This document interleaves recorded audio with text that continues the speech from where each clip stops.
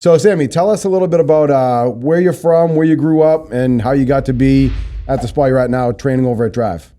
So I grew up in Haverhill, Massachusetts, lived there all my life, pretty much from 0 to 24. I just recently moved out a few months ago, finally. Nice. But I have 3 siblings, 2 brothers, 1 sister. I have a mom and a dad. They actually are immigrants, both of them. So dad's from Palestine, the Middle East, and my mom's from Greece. So they both came over here respectively at, I believe, 20 and 14. Oh, wow. Yeah, so some pretty interesting stuff there. Growing up Haverhill was awesome. You know, I was into sports and everything. I had a lot of good friends around me, and my siblings are a little older too. So they're about 9 years older. The first 2 are twins. Okay. 33. Other brother's about 32. So I got a lot of guidance growing up. You know, they were always helping me out, driving me to sports. So big gap between the next one and you, huh? Yeah. Yeah, surprise. Surprise, surprise, Sammy's here. So what is it? What is it? You're either the surprise or you're the I was a surprise, but yeah. Well, that's cool. Yeah, so like I said, siblings helped me out a lot. Sports were awesome growing up. Went to Springfield College for phys ed. Yep. You know, I was a PE teacher for 2 years after that. Wrestled, played football in high school. Yep. Always hit in the gym, in the weight room, stuff like that.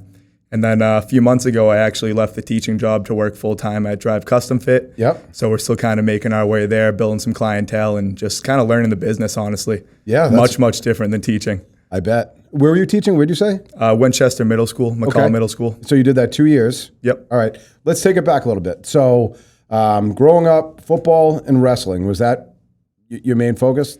So I started playing football in the 5th grade. And before that, I was I played a lot of video games. Loved video games on the computer. Yep. You know, I hung out with friends, played Manhunt and stuff, but never was really active.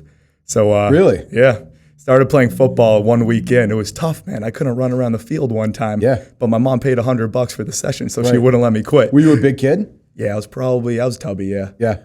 But football was awesome, man. You know, after that first year, which was terrible, really fell in love with it. Yep. And, you know, it kind of gave me the inspiration to keep training, keep getting better in that aspect. And that was it, huh? 5th grade, you fell in love with football and fitness, and then it just took off from there? Yeah, pretty much. By 8th grade, when I started wrestling, is when it really took off. So I remember telling you didn't start wrestling till 8th grade? Yeah. Wow, because a lot of people I know growing up that wrestled from like 4th grade. You know, 5th grade, young kids. You know what it was, Mike? So my brother got me into UFC from a young age. So I was watching Brock. I remember seeing Brock Lesnar, one of my first fights, fighting, I think, Frank Mir. And I was like, oh, that dude's sick. Like, he's huge, he's fast, he's strong. Yeah. It's like, I kind of want to be like him. So that 8th grade, I signed up for wrestling, and that's when it really started taking off. I started getting more athletic. Yep. Really fell in love with wrestling. Freaking awesome sport, That's awesome. man. And started getting more into the nutrition and stuff. Yep. Making my mom make me chicken breast and pasta every night. So from like 9th grade, 8th, 9th grade, that was when that really stuck. And you've been really diligent about your diet and all that ever since? Well, obviously in high school, it's different. After you win games, you're hitting McDonald's, you're getting the 20-piece, the McFlurry, the double cheeseburgers. Yeah. But, you know, that's what you get out of a high school kid. Right, absolutely. But I would think at that age, definitely, it was more serious. You know, I wasn't tracking anything, but I was eating like the chicken breast, steak, pasta, rice, trying to get my veggies in, kind of forcing them down as I went along. So. Well, that's discipline right there, right? Even if you're like you said, after the game, you hit McDonald's. Still, from a young age to be focused on your diet. I mean, I've been working on that. And I'm 43 years old, and I still can't fucking get it down right. It takes a long time, Mike. Yeah, it's the time and it's the preparation, right? And that's with anything, right? You want to be good at something, whether it's what I do here or whether you're in the gym or wrestling, football. It's preparation and preparedness and going that extra mile to make it happen. Yep. Like even, silly kind of comparison, but like on some weeks I'll take some time on Sunday to cook some food and have it all ready for the week, right? Yep. And that doesn't even take that much time. It's like a couple hour and a half, 2 hours, and I have all my meals for the week. Then I get kind of lazy with it. I don't do it, and then I'm ordering sandwiches for lunch.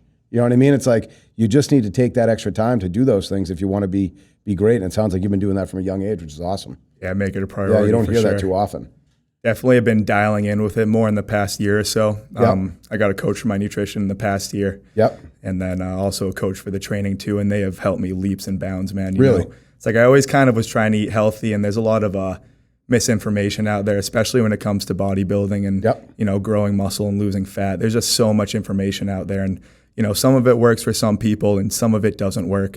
And it's all very subjective, So I'm very lucky. I have a coach who's very in tune with my body, my nutrition, and takes the time every week to look at it. And that's pretty cool. It's interesting. So what? You'll work a certain plan for a week or two, and then they'll come back and kind of evaluate you and decide if they need to tweak and change things. Is that how that goes? Pretty much. So we have a weekly check-in where I'll send him some photos. I'll update him on how training's going, how the nutrition went for the week. Yep. And I have the spreadsheet that tells me like what I need to eat for every meal, specifics, depending on the training day. Yep. Stuff like that.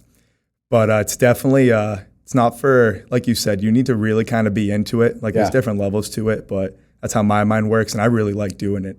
Like I love having the sheet in front of me. Probably like the progress too, right? Oh, well, you see progress when you follow it week by week. And that's awesome.